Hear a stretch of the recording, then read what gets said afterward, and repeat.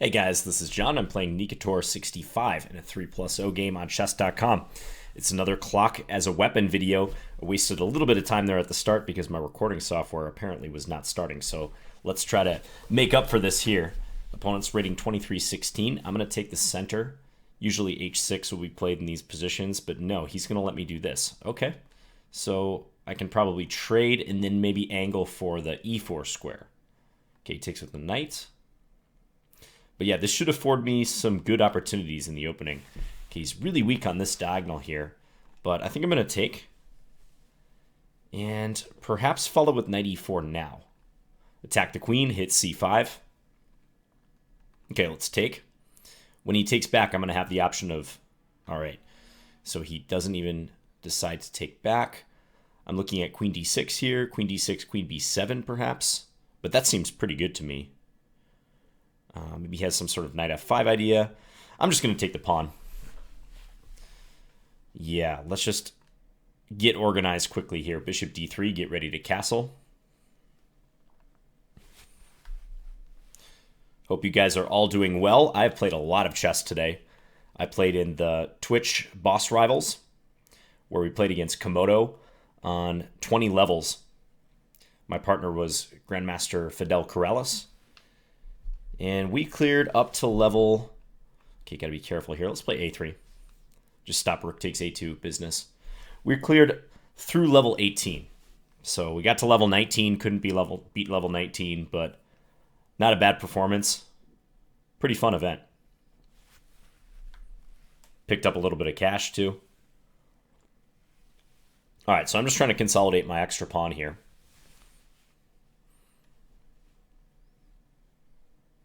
It's going to be especially important for me to keep the moves flowing today. Try to use that clock as an actual weapon. Not a literal weapon, but putting pressure on my opponent. Because when you're a bit fatigued, at least in my experience, you tend to play a little bit slower. But constantly reminding myself that I have to keep the clock stopped on my end and moving on my opponent's end is going to be important. Okay, b5. So for the moment, it's kind of hard to make use of my 3 versus 1 over here. But I think I stand to profit in the end. Okay, I'm thinking about knight d4. Knight d4 seems decent. Just attack b5 again. That pawn is undefended, or it was a moment ago, but I needed to defend my knight on e4 too, so. Okay, queen c4. I'm thinking about queen e2 here. No discoveries are going to be any good here. So, yeah, queen e2. I'm happy to trade being up a pawn. Okay, can I take e6? Don't think so. I'm not ready to do that. Let's just double up the rooks on the d file.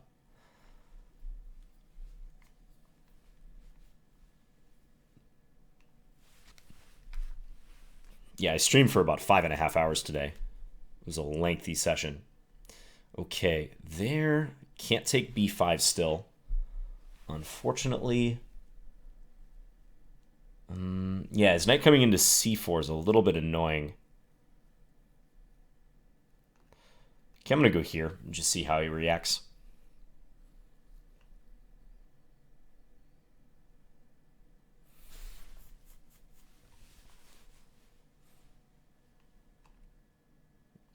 Okay. Let's double up. I see no reason not to. Anticipating a trade. No, he plays that. Okay. So let's just trade. I'll take again. Why not? Knight d4, nice stable square for the knight. Okay. So I want to undermine a4 though. He can take the pawn. b3? b3 puts him in a bit of an awkward situation with that knight. I'm going to do it. I'm going to dare him to take here. And then I'm thinking queen a2. He might be able to play... Okay, that was a bit unexpected. Guess just take. Yeah, take. Now, will he have a perpetual? Interesting question. He might. Yeah, looks like he may. Not sure I can weasel my way out of this. I guess I'll try, though. Yeah, now it's definitely looking like a draw.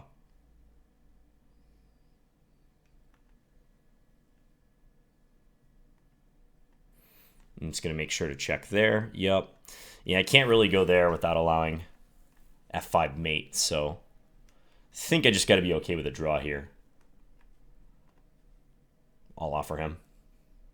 Yeah. Okay. Yeah, resourceful defense by him right at the end there. A3, I guess, was a bad decision. Takes queen a2. b4 is very nice. Yeah, undermining. Don't think I can escape this draw. I mean, I could play king h3 here, but this is a typical circuit that a queen will have in delivering a perpetual check, so he can check there and then come back. Yeah, and this line I was mentioning where if I get greedy and try to run to g4, I'm quickly going to regret that after f5 checkmate. So, okay, not the best conversion. He had a little bit of compensation, but I feel like I should have been able to convert that. So just needed a little bit more patience here. So starting out with a draw. No perfect score this time around. Sorry to disappoint you guys. I know you're always cheering for me, which I appreciate. Okay, let's get back in the mix.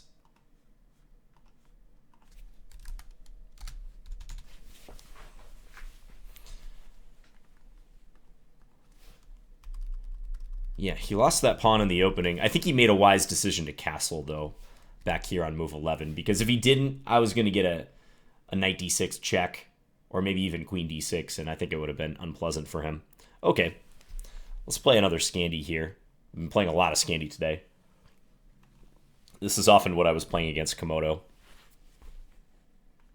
Okay, bishop e6. I like this move here. It does block the e-pawn, but I've actually had this position after queen a6 over the board before. Let's see what he does. Queen e2 is natural, trying to threaten knight d6. I think that's how my OTB game went this one time I had this. Let's play e6. And I think my opponent played bishop f4, if I remember correctly. And I went, I want to say knight d5. Looks like a weird spot for the queen, but it is actually kind of annoying for white. And I can try to go knight bd7 and maybe knight b6. Yeah, I think I did play knight d5 here. Yeah, let's do it. Hitting the bishop. And if knight takes d5, I'll take with the c-pawn. Knight d6, okay, we're definitely going to take that. Okay, here I have options. I could take on c3 or take on e2. Is this how the game went? Yeah, I think this is. It's been a while since I played that game. All right, let's play this position.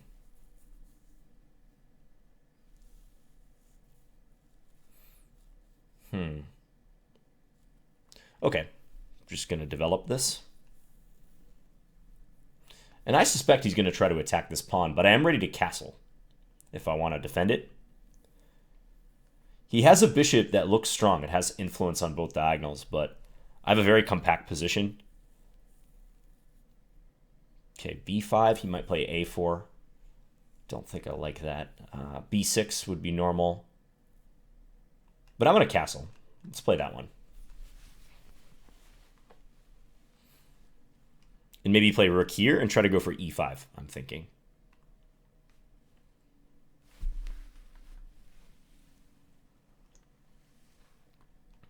Notice my king was not passing through check. The rook was passing through an attack square on b8, but that doesn't matter when you're castling. Okay, f4. Makes sense. F6. Let's play f6. Potentially weakening move, but I think I'd still like to play e5.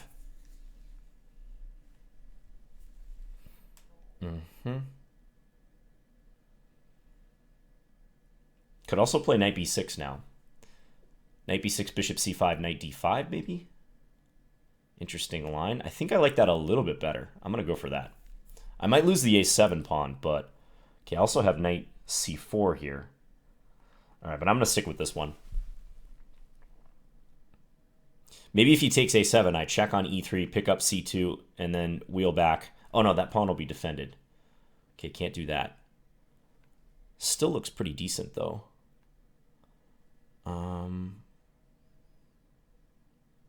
Okay, let's take here. hitting the rook.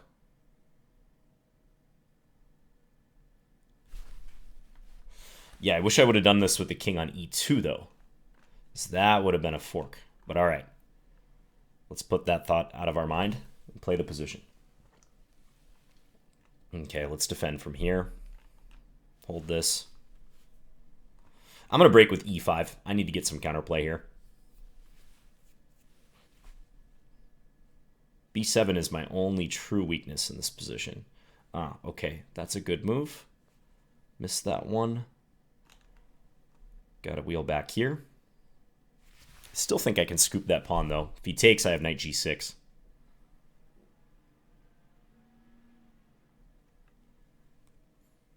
Luckily. Tick-tock, both under a minute here.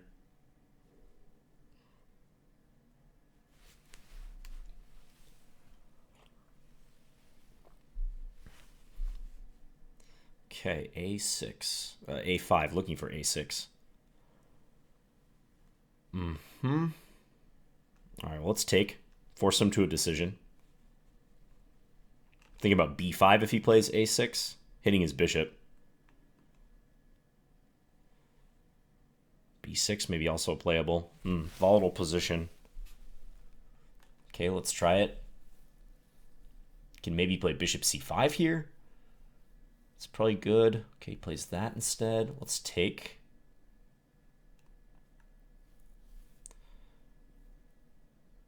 Now knight f5 or maybe rook a7. Let's play knight f5. Let's take that.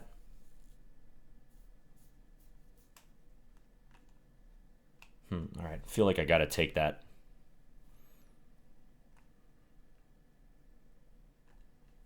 This feels losing. Yeah, he just has a7 if he wants. Okay.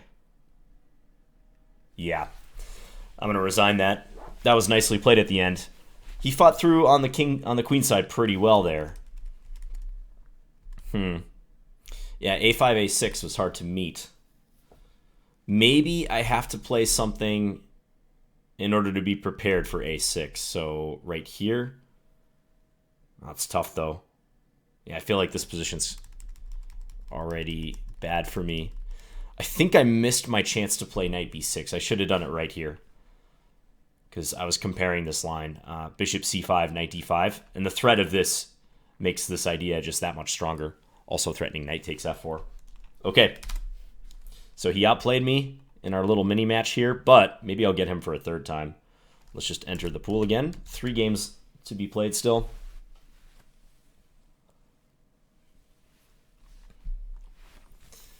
Yeah. It's funny. I did a video for chess.com way back in, I want to say 2011. And one of the games I showed in this video was this. The video is about critical moments. It's still in the chess.com video archive, actually, if you're a premium member there. And it's this game I had against this player, Stamnov, a national master, U.S. Chess Federation national master. And I don't remember how it went from here. I want to say he played knight takes d5 or bishop takes b8, but I'd have to go back and check. I think what my opponent did is probably better. Interesting queenless middle game here. Yeah, missed the opportunity to play knight b6 right at this moment, and instead went for f6, which I think is a little bit too slow. Allows them to get their king off of the file. Because if you're white here, especially after f6, like you really want to evacuate the e file because it's a pretty clear indication black's looking to play e5. Yeah, I suspect, while we're waiting here for a game, let me just check this out. But I suspect by the time white plays a6, I was in big, big trouble. Okay, Loloy T. Let's play e4 this game. Okay, I get to play my King's Indian attack against the French defense.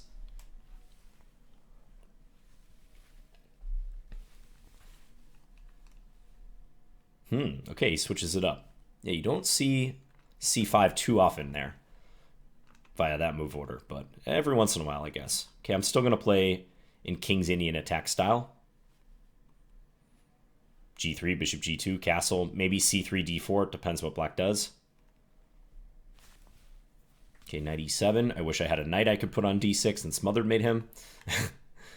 That would be great. Okay, let's play c3. And he's going to let me play d4. I'm going to take him up on that. And if d5, I'll play e5. Really cramp black's position here. Knight f5, probably just knight c3, h5. Okay, interesting. All right, let's not overanalyze, just go there. And now I'm thinking about h3 or bishop g5. Let's play bishop g5. If queen b6, I'll go knight a4. Yeah, just so I don't have to continue defending this. Queen b4, I can play b3. Okay, maybe a3 now. a3 followed by b4. Looks fine. Ultimately, I want to play against his king, but I think getting in these moves first is pretty helpful. If b5, I'll play knight c5. Knight looks really well placed there. Black might play b4 here. Okay, queen back to b6. Seems like I stand a pretty good chance of keeping this knight outposted, though. a5, I'll play rook b1. Yeah, just maintain this outpost. And now I think next, if this and this is stable, time to turn my attention back to the king side. h3, g4.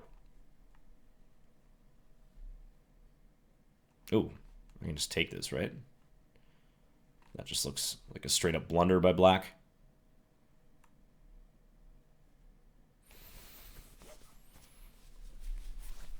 Okay, takes with the knight. Maybe now just play strategically. Let's take the file.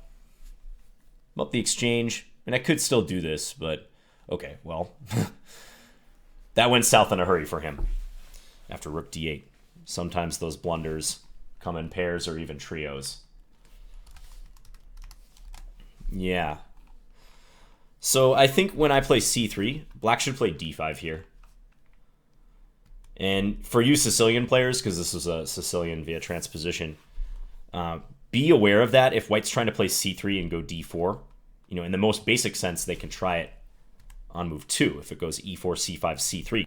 Be aware that white's trying to build up a nice pawn center with pawns here and here, and it's no wonder in this position the best moves for black, theoretically speaking, are d5 and knight f6, both trying to distract white by attacking the e4 pawn. So, yeah, I felt like in this game, once I got that nice center and was able to play pawn e5, blocking out his bishop, I think white should be a bit better here. Black's cramped. I also don't think h5 is a great move. I see what he's trying to do with h5. Like, he's trying to play knight f5 when he doesn't have to worry about g4. But I think ultimately it'll be a weakening move. And yeah, once I had this under control, I was going to go here and here. And I think white's a lot better here. Black can't develop their bishop. I've got a gorgeous knight. So nice position for white. I was debating after rook d8, bishop takes d8. If black had played queen takes d8, I was debating what to do because it'd be nice to play rook a1, but the b4 pawn would be hanging. Whereas in the game, black took with the knight on d8, so their knight was not attacking here anymore.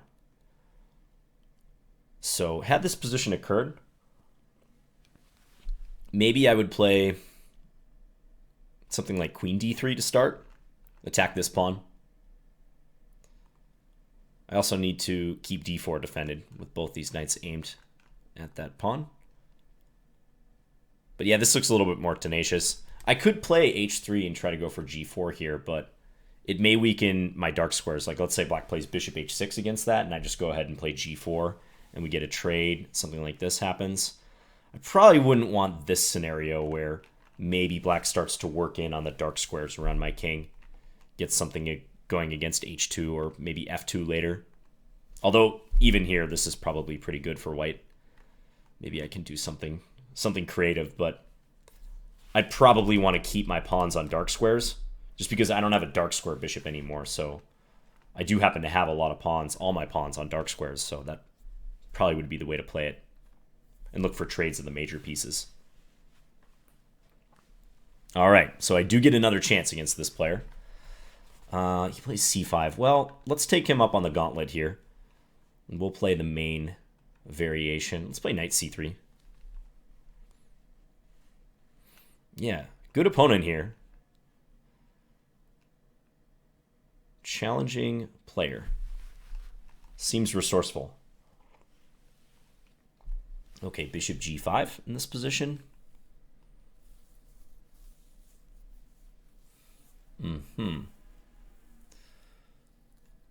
So I can take e7. I think I'll just do that. Play knight f3.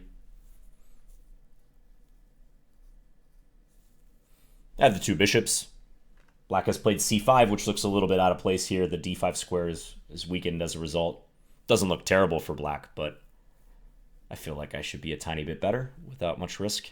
e3 next.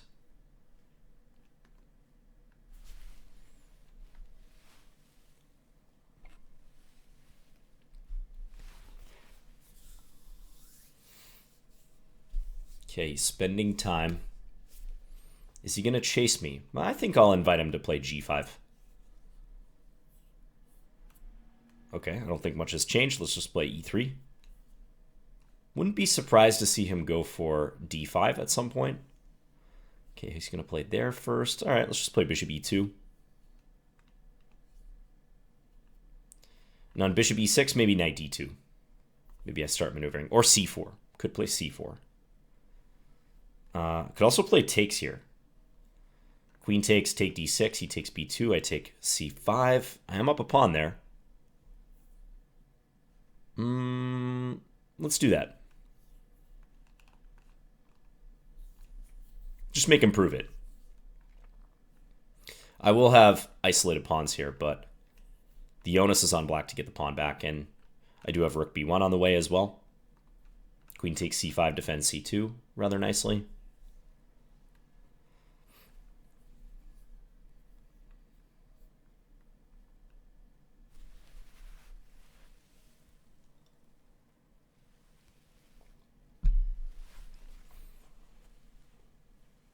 Yeah, seems like he'll have to address this b7 pawn. Rook b8, or maybe move the queen back or something. Yep, there he goes. Okay, let's go here. On rook b8, maybe I can play bishop takes a6. That would be interesting to try to remove the defender of the knight. I'm not sure I want to part with that. Okay, he dares me to take on b7. What's going to be the answer? Because I don't see a truly strong knight discovery here. I can deal with all of those knight discoveries. And knight d8, I have rook here. What am I missing? I don't think I'm missing anything. I've gotten burned by knight discoveries before, but let's go to the well again.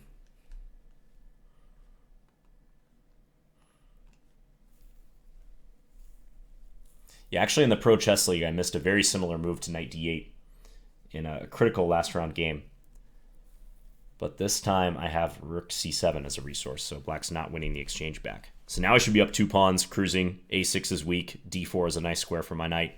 I'm ahead on the clock. All signs are positive here. Knight b7, I'll play queen b6 probably. Yeah, he's tanking already. This is virtual win there. Yeah, okay. Yeah. So he hesitated on a couple moves, so just paying attention to time management, as always in this series, and hopefully overall. I mean, if you caught my video yesterday in the Korchnoi attack, Blunder or Trap was the title of the video, you would see my time management was very poor in that standard game. But, you know, here we can scale it down to a 3-minute game too. So spending 33 seconds on h6, which probably doesn't affect the position much at all. That's just too much. And, you know, I've caught myself spending time on moves like that too in the past. I did spend 16.5 seconds on bishop takes f6, but that was just calculating the ramifications of these captures. And yeah, it seems like The onus is on black to prove compensation there. I spent 23.9 seconds on rook takes b7, but I think that too is justified because that was, a move he was daring me to play and just making sure that I wasn't blundering something there. Maybe I could have played that a little bit faster. All right. One more game.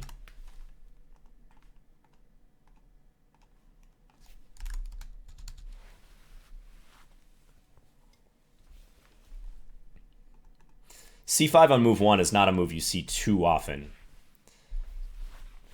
So yeah, in that first game I played c3, which I found actually sometimes frustrates opponents who like to play c5, because usually these are tricky Benoni players who are looking to play perhaps even a Benoni hybrid, as you saw in this game.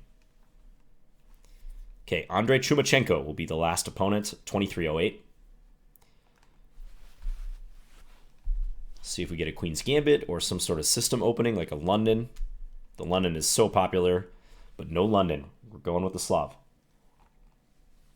All right, I can live with the Slav. Knight h4. Okay, this move you don't see as often. I'm going to play this setup where you actually let them take on f5. I just find this to be interesting. I played bishop b4 here. Castle.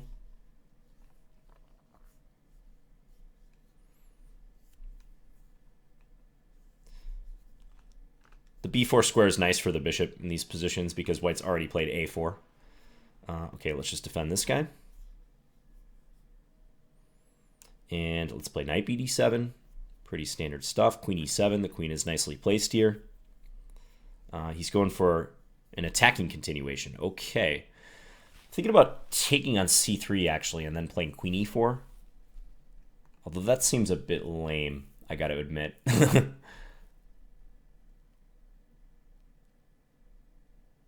Yeah, I probably should have been aware of what h3 was trying to do. So now I'm having to adjust on the fly. Okay. Maybe take... I don't know how much I have to worry about g5 or queen h3 really here. Is he really threatening that much? Nah, I'm still going to try for clarity, though.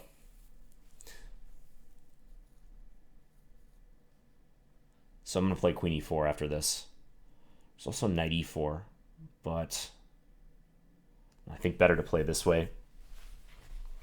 Be fighting with two knights against two bishops.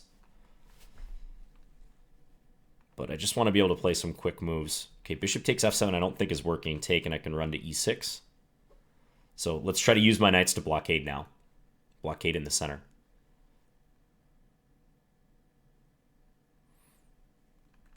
Knight b6, knight d5, stuff like that. Got to regain some time. I'd love to trade one knight for one of his bishops. That would be ideal. Okay, so he can't play f3. That's helpful. Let's play this move as I intended. Attack his bishop. Okay.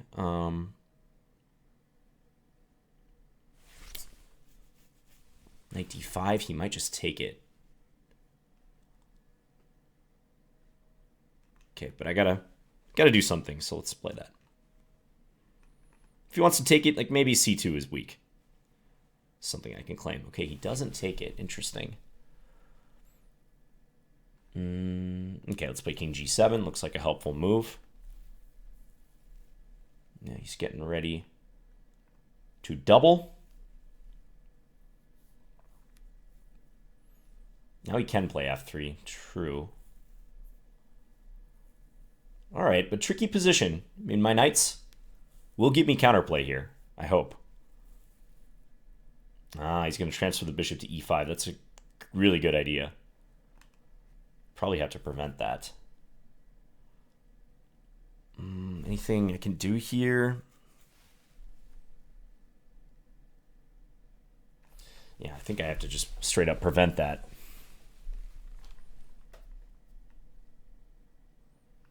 Rook h1, building the pressure.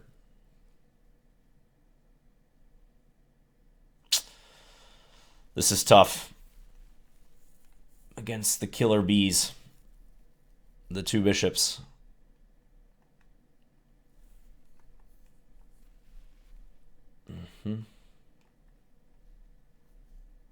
Maybe h5. I might want to go h5 here just to get some space. I think I'm going to do it. Obviously, he can take en passant, but I can hide my king. Chances to fight back here. Very cramped still, but a few more chances, I'd say. Play fast.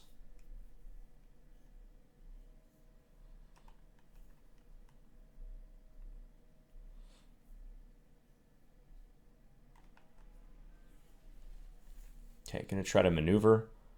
Let's take that. Man, I think bishop e5 is coming. Okay, I think bishop e5 was killer there, but fortunately for me, he didn't play that.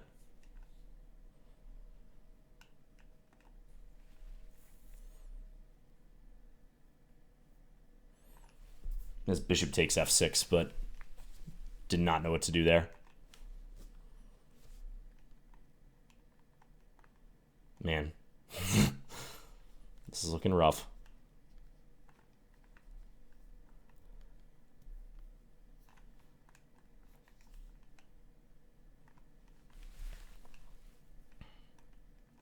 Some vague swindling chances. Bishop e6 is pretty terminal. Oh, okay, finds a better way to play it.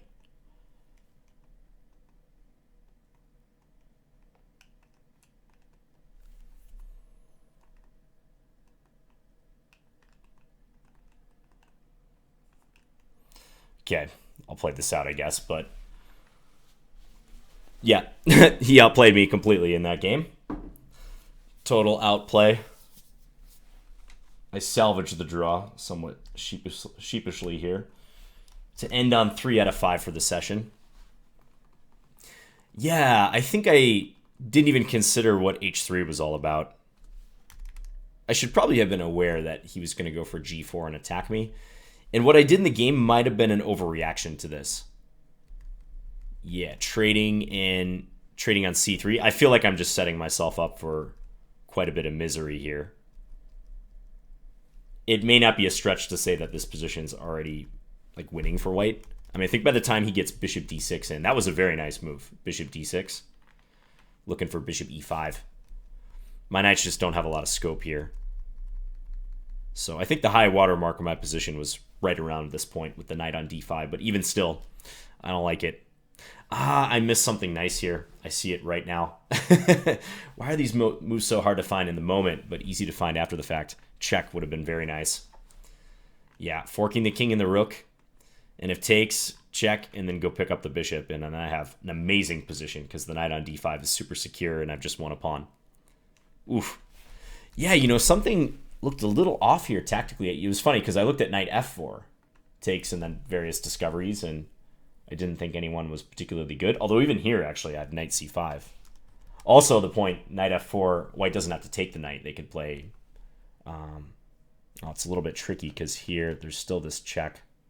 Although that's debatable if that's good for black. But yeah, main point is, didn't even look at knight g3. Looking to destabilize this. So that was my chance right there. Yeah, just as chess.com said. You had your chances, but the draw was fortunate. Totally agree with that. Yeah, so knight h4. You can also play bishop back to c8 against this move if you want. But e6 is an interesting dynamic way to play. Okay, so yeah, I felt a little bit fatigued in this session. Well, I shouldn't say I felt fatigued. I think my play reflects the fact that I have been playing a lot today. So not a terrible session on paper, 3 out of 5, but I think my play can be improved. I think the only game I was truly happy with was, well, I guess the one against Nikitor that I just played and the Laloy game where he dropped rook on d8. The other 3, not so great. And I came away with only 1 out of 3 from those games. All right, hope you guys enjoyed this. Once again, hope you're having a great week. And I'll be back again soon with another video. Thanks for watching, guys. Bye.